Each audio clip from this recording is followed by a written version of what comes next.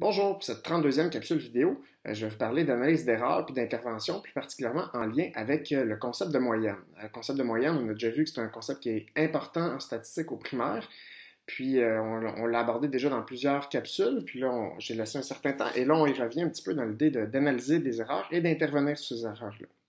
Donc l'objectif de la capsule est en lien avec l'objectif du cours de pouvoir analyser une activité d'un point de vue didactique, en identifiant les raisonnements, les conceptions, difficultés et erreurs possibles pour l'élève, ainsi que les interventions appropriées. Donc, dans notre cas, on va avoir différentes réponses données par des élèves dans des problèmes de moyenne. On va tenter de comprendre ce que l'élève a fait à chaque fois. Puis, on va aussi réfléchir à des interventions éventuelles pour aider l'élève à comprendre son erreur puis à adopter un raisonnement qui serait valide pour résoudre ces problèmes-là. Donc, débutons sans plus tarder avec le premier problème. Donc, on a Kelly qui a passé 10 tests de musique, 8 avant Pâques, puis 2 après Pâques. Elle a obtenu une moyenne de 80 pour les tests passés avant Pâques et une moyenne de 40 pour ceux passés après Pâques. Donc, la question est, quelle est la note moyenne de Kelly en musique? Donc, il y a Marie-Mé qui répond, Kelly a une moyenne de 60 points. Donc, selon vous, quel est le raisonnement de Marie-Mé qui est erroné dans ce cas-ci? Donc, mais est-ce que vous êtes capable d'expliquer pourquoi Marie-Mé arrive à ce résultat de 60 points? Donc ici, il est fort possible en fait que Marie-Mé, ce qu'elle a fait comme calcul, c'est qu'elle a fait une moyenne de 80 et de 40. Donc elle a supposé dans le fond qu'il y avait deux notes en musique, une note à 80 et une note en 40, et elle a fait à 40 et elle a fait la moyenne des deux, en faisant 80 plus 40 divisé par 2, ou elle a fait un nivellement ou une répartition équitable, mais dans ce cas-là, elle a considéré qu'il y avait deux notes, une de 80 et une de 40. Pourtant, si on relit l'énoncé, on voit qu'il y a 10 tests de musique en tout et non pas deux notes ou deux tests en tout. 8 faits avant Pâques qui ont une moyenne de 80 et 2 après Pâques qui ont une moyenne de 40. Donc, il faut en tenir compte. Dans le fond, il faut tenir compte de la pondération pour répondre à cette question-là. Donc, une intervention possible, en fait, c'est qu'on pourrait demander à Marie-Mé quelles sont les notes, selon toi, quelles sont les notes que Kelly a obtenues par rapport à ses tests de musique. Et là, on pourrait voir si elle écrit seulement deux notes, 80 et 40. Si elle finalement, en relisant, en l'amenant dans le fond à réfléchir à ça, si elle se rend compte en relisant l'énoncé qu'il y a en fait 8 notes avec une moyenne de 80, donc on pourrait supposer, on ne sait pas quelles sont ces notes précises-là, mais on pourrait supposer qu'elles sont toutes de 80, hein, pour reprendre la définition d'une moyenne, c'est-à-dire la valeur que prendrait c'est la valeur qu'on prendrait si toutes les valeurs étaient égales entre elles. Donc, on pourrait avoir 8 notes de 80, hypothétiques, et 2 notes de 40. Et à ce moment-là, ça nous fait bien nos 10 notes de musique. Et rendu là, après, quand on vient le temps de faire le calcul de moyenne, soit en procédant par une répartition équitable, ou par le nivellement, ou tout simplement par l'algorithme, on pourrait en arriver à un calcul qui ne serait pas de 60 à ce moment-là. Donc, probablement qu'ici, l'intervention, en fait, au cœur, ce serait vraiment de revenir sur la pondération, donc faire réaliser qu'il n'y a pas seulement une note de 80 et une note de 40. Pour Émilie, elle a dit que Kelly aurait en moyenne 720 points. Comment elle a obtenu le 720, en fait? C'est qu'elle a fait le calcul, le total des notes. Donc, si on fait 8 fois 80, ça nous donne 640. Et 2 fois 40, ça nous donne 80. Donc, 640 et 80, ça nous donne bien 720 points. Donc, au total, on ne sait pas quelles sont chacune de ces notes-là individuelles, mais au total, on sait que Kelly doit avoir eu une note cumulative de 720 points. Ce qui reste à faire, par contre, c'est de le répartir sur les 10 tests de musique. Parce que 720 points, oui, mais sur 10 tests et non pas sur 2 tests ou un test dans ce cas-ci, comme elle le prétend. D'ailleurs, si on voulait ramener dans le contexte, probablement c'est des notes de 80 et de 40, donc probablement des notes sur 100. Donc, on pourrait aussi, une façon d'intervenir, ça serait de dire, mais qu'est-ce que ça veut dire? Donc, elle a en moyenne 720 points, sur quoi? Est-ce que c'est un pourcentage? 720 sur 100, déjà, ça devrait sonner une cloche comme quoi ça ne fonctionne pas. Puis, on pourrait revenir aussi avec Émilie sur le sens de la moyenne. Quel est le sens de la moyenne? Et là, si on revient à l'idée là, que ce serait la note que chacun aurait si elle était égale, dans le fond, ici, ce ne serait pas que tout le monde aurait 720 points. 720. Chacun des tests ne serait pas de 720. Donc ici, il faudrait l'amener à prendre conscience que ça, en fait, c'est le total et ce qui reste à faire. Donc, il y a une partie du raisonnement qui est fait. Ce qui reste à faire, c'est de répartir ce total-là également entre les 10 tests de musique. Donc, 720 divisé par 10 nous donnerait 72. Donc, c'est cette étape-là qui manquerait ici pour. Et là, on verrait que ça a du sens que 72, la réponse, ben oui, euh, avec des notes de 80, des notes de 40, on pourrait avoir une moyenne de 72 parce qu'on a aussi plus de notes de 80 que de notes de 40. Donc, c'est normal que notre moyenne soit plus près de 80 que de 40, ce qui est le cas avec 72. Voilà pour le premier problème. Pour le deuxième problème, je vous le lis, donc les élèves de votre classe font un sondage sur le nombre d'animaux par famille du quartier. Un élève rapporte les données suivantes, donc il a été voir, par exemple, des familles dans les maisons près de chez lui. Il a obtenu, dans le fond, 1, 2, 0, 1, 3, 5, 1, 2, 1, 2, 3, 0, 2, 1 et 0. Et la question, c'est quelle est la moyenne du nombre d'animaux par famille? Donc, il y a Maggie qui répond, ben, je redonne les données, donc elle les replace en ordre. 0, 0, 0, 1, 1, 1, 1, 1, 2, 2, 2, 2, 3, 3, 5. La moyenne est 1. Donc, je vous pose la question. Selon vous, quel est le raisonnement erroné de Maggie dans ce cas-là? Donc, c'est ce qu'on ne peut pas savoir avec certitude, mais on peut supposer en fait que ce qu'elle a pu faire, puisqu'elle a voulu les ordonner, les données, c'est ce qu'on fait quand on fait une médiane. Quand on fait une médiane, on cherche à les placer en ordre, soit croissant ou décroissant, et on va chercher la donnée du milieu. Donc, c'est possible que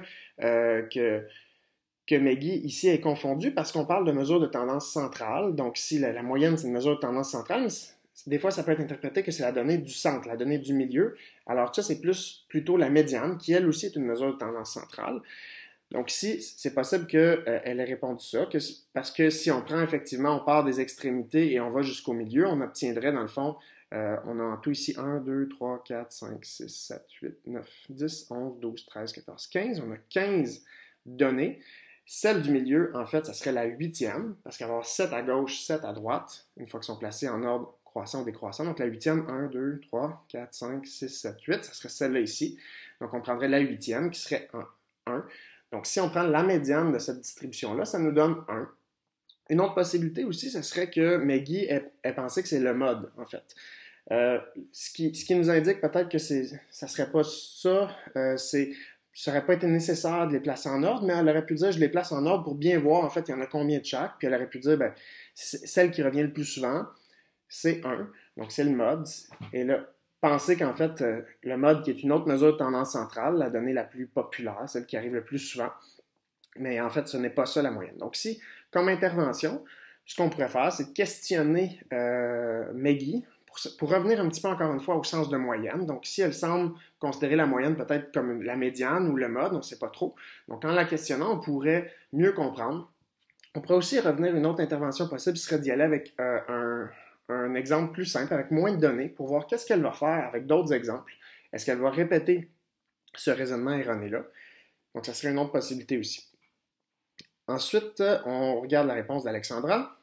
Donc ici, elle, ce qu'elle a écrit, c'est ben, j'ai 5 fois la donnée 1, 4 fois la donnée 2, 2 fois la donnée 3, puis la donnée 5. Je divise par 15. Ça me donne 1,6. Donc la réponse est 1 ou 2. Donc selon vous, quel est le raisonnement erroné d'Alexandra? Donc ici, en fait, elle a fait le bon calcul de moyenne. Elle a réussi, dans le fond, à retrouver ici ce calcul-là nous permet de trouver le total. Dans le fond, elle a pris 5 fois 1, elle a pris 4 fois la donnée 2, 2 fois la donnée 3 et 5. Si on se ramène dans le contexte, en fait, c'est quoi ça? Chacune des données, c'est le nombre d'animaux qu'il y a dans une famille. Donc, s'il y a dans une famille, il y avait 0 animaux, 0 animaux, 0 animaux. Ici, ça n'a pas été inscrit, mais elle aurait pu faire 3 fois 0. Peut-être qu'elle s'est dit que je sais que ça ne va pas contribuer à la somme, donc je n'ai pas besoin de l'écrire. Donc, ce n'est pas une erreur de ne pas l'avoir écrit. Il y a 5 familles qui ont un animal, donc 5 fois 1. 4 familles qui ont 2 animaux, 4 fois 2. 2 familles qui ont 3 animaux et une famille avec 5. Donc, en tout, si on fait ce calcul-là, ça va nous donner 5 plus 8, 13, plus 6, 19, plus 5, 24. Et 24 divisé par 15 nous donne bel et bien 1,6. Donc, le calcul est bon. Donc, si, dans le fond, on aurait été tenté de dire, ben, Alexandra, la moyenne, c'est en fait 1,6. Donc, sa réponse, c'est de dire c'est 1 ou 2. Donc, pourquoi elle aurait pu dire ça? Ben, il y a plusieurs explications. Peut-être qu'elle pense que elle a la conception comme quoi la moyenne d'une distribution doit toujours être égale à une des données. Donc, de dire ça ne pourrait pas être 1,6 parce qu'1,6 ne fait pas partie des données de la distribution. Donc, ça doit être soit 1, soit 2. Donc, ça, c'est une possibilité. Ou elle pourrait dire, ben non, ça se peut que ça ne soit pas une des données de la distribution, mais ça se peut pas que ce soit un nombre décimal. Donc, avoir une conception comme quoi la moyenne doit absolument être un nombre entier. Donc, l'idée qu'il faut ici l'arrondir, soit à la hausse, soit à la basse. Donc, ça serait deux explications possibles, en fait. Puis là, pour en savoir davantage, bien, il faudrait, comme intervention, il faudrait questionner davantage Alexandra pour qu'elle nous explique. Et ce qu'on pourrait faire, qu'est-ce qui pourrait être intéressant, bien, si elle pense que ça ne peut pas être la valeur de la moyenne doit absolument être une des données, on pourrait dire, OK, quelle est la moyenne de 10 et 20? Et là, je pense qu'elle n'aura pas trop de problème à dire que ça va être 15, la moyenne de 10 et 20. Et là, parfait. Quelle est la moyenne de 1 et 2? Bon, on va aller au milieu, en moyenne, c'est 1,5. Et là, voir comment elle réagit, parce que dans un premier cas, ben, ce n'est pas une valeur de la distribution, mais c'est un nombre entier. Puis dans le deuxième cas, ce n'est pas une valeur de la distribution, mais ce n'est plus un nombre entier. La moyenne de 1 et 2, c'est 1,5, donc un nombre décimal. Et voir comment elle réagit, dans le fond, avec des exemples plus simples. Finalement, Vicky, si on regarde sa réponse, elle, ce qu'elle a fait, c'est 5 plus 0 divisé par 2. Donc, on pourrait se demander qu'est-ce qu'elle a bien pu faire, Vicky. On peut remarquer que 5, c'est la valeur maximale et 0, c'est la valeur minimale. Donc, elle a additionné, elle a divisé par 2. Donc, c'est l'idée d'aller vraiment en plein milieu de mes données extrêmes. C'est d'aller chercher le milieu de mes données extrêmes. Donc, 2,5. Donc, si je vais chercher exactement au milieu entre 0 et 5, c'est à 2,5. Donc, encore là, ça pourrait être dû à une interprétation erronée de ce qu'est une mesure de tendance centrale. La moyenne, oui, est une mesure de tendance centrale, mais ne veut pas dire qu'elle est au centre des extrémités des données. Donc, on pourrait la questionner encore une fois pour revenir au sens de la moyenne, donc pour l'amener à réaliser par le questionnement puis par d'autres cas, montrer que ce n'est pas nécessairement le centre en plein milieu des données. Puis, une façon qu'on pourrait y arriver aussi, c'est d'enlever des données. Donc, disons qu'elles sont ordonnées comme ça, et on dit, ben, OK, ici, tu me dis que c'est 2,5, et là, si j'enlève la valeur 3 ici, ah ben, ça va rester encore 2,5 parce que je referai le même calcul, selon son calcul à elle, son raisonnement. Puis si j'enlève un autre 3, si j'enlève un 2, et un 2, et finalement, si j'enlève tout, pour garder juste 0 et 5, effectivement, avec 0 et 5, ça serait le bon calcul. Mais ce que ça veut dire, c'est que ça serait la même moyenne, peu importe si j'ai juste 0 et 5 et si j'ai plein d'autres valeurs intermédiaires entre. Donc déjà, ça peut amener, ben, qu'est-ce que ça veut dire la moyenne? Ça ne devrait pas tenir compte de toutes les données, justement, ça ne change rien quand on enlève ou on ajoute une donnée quelque part entre les extrêmes. Donc ça pourrait possiblement aider, dans le fond, pour ébranler la conception de Vicky. On va passer au troisième problème. Donc, Pascal a mené une enquête auprès de 23 élèves de sa classe pour obtenir le nombre d'enfants par famille. Elle a représenté ses résultats par un diagramme à bande, qu'on voit ici, mais elle a oublié de trouver la moyenne avant de jeter ses résultats. Donc, ce qui lui reste, dans le fond, c'est ces résultats qui sont représentés ici dans le diagramme à bande. Puis la question qu'on pose maintenant, c'est combien il y a d'enfants par famille en moyenne? Donc, il faut aider Pascal à retrouver ce nombre d'enfants par famille. Nancy, ce qu'elle répond, c'est qu'il y a 4 enfants par famille en moyenne. Donc là, je vous demande d'y réfléchir comme il faut. Ce qu'on voit en fait ici, j'espère que vous voyez bien. Donc, on voit ici les nombres d'enfants par famille qui va de 1 jusqu'à 13. Le nombre de familles ici qui va de 0 jusqu'à 9, mais en fait, la valeur maximale est 8. Et on a différentes bandes. Donc ici, pour 2 enfants par famille, il y a 5 familles, par exemple. Donc là, ici, je vous laisse regarder attentivement ce diagramme à bande-là, puis essayer de voir quel est le raisonnement erroné de Nancy, selon vous, pour qu'elle arrive à répondre que 4 enfants par famille en moyenne. Donc si on avait voulu résoudre le problème, qu'est-ce qu'il aurait fallu faire? Il aurait fallu faire 5 fois 2, 10. Pourquoi? Parce qu'on a 5 familles à 2 enfants par famille, donc on a 10, plus 8 fois 4, 32, donc 10 plus 32, 42, plus 7 fois 6, 42 encore, donc on est rendu à 84, plus 2 fois 9, 18, donc 84 plus 18, on est à 102, plus 13, on est à 115. On est à 115 et 115 qu'on va devoir diviser par 23 élèves. Donc 115, c'est 115 quoi en fait? C'est qu'on a 115 enfants en tout, parce qu'on a pris 5 familles à 2 enfants par famille, 8 familles à 4 enfants par famille. Et là, donc en tout, quand on additionne toutes les valeurs ici en fait, tous nos produits ici, là, quand on multiplie puis on additionne tout ça, ce que ça nous donne, le 115, c'est le nombre d'enfants au total. Donc, il y a 115 enfants qui sont répartis, en fait, selon 23 familles. Il y a 23 élèves de la classe qui ont donné leurs résultats pour cette étude. Une façon de revoir le 23, en fait, c'est de voir qu'il y a ici 5 familles plus 8 familles. Donc, on est à 13 familles, plus 7, 20, plus 2, 22, plus 1, 23. Donc, si on fait l'addition ici de toutes mes fréquences, en fait, ou mes effectifs, on voit qu'on a nos 23 familles ici qui sont représentées. Donc, on a 115 enfants qui se répartissent en 23 familles, ce qui nous donne, dans le fond, pour savoir, en fait, en moyenne, ce qu'il reste à faire, c'est répartir également ces 115 enfants en 23 familles, ce qui nous donnerait 5 comme réponse. Donc, on devrait normalement avoir 5 enfants par famille. Donc, si Nancy a un raisonnement erroné, il reste à voir, dans le fond, qu'est-ce qu'elle a pu faire.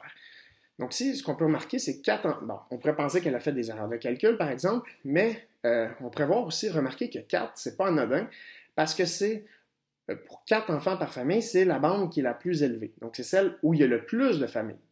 Donc, il est possible que Nancy ait pu penser que c'est le mode, en fait. C'est le nombre d'enfants par famille qui revient le plus souvent, parce qu'il revient 8 fois dans la classe. Aussi, ça aurait été possible de penser que c'est la médiane, parce que si on regarde, si on a 23 élèves, donc 23 familles aussi, les données ont été collectées dans 23 familles, la médiane va se situer exactement au centre, donc ça va être la 12e donnée, parce qu'il y en a 11 avant, 11 après, puis elle, c'est la 12e. Bien, la 12e, si j'ai ici 5 données, quand je les place en ordre, et après 8 données, je suis rendu à la 13e, donc la 12e et la 13e, en fait, vont être des 4. Donc, la 12e va être 4, donc la médiane serait 4. Donc, c'est encore là dur à dire si Nancy a confondu, en fait, la moyenne avec le mode ou la médiane.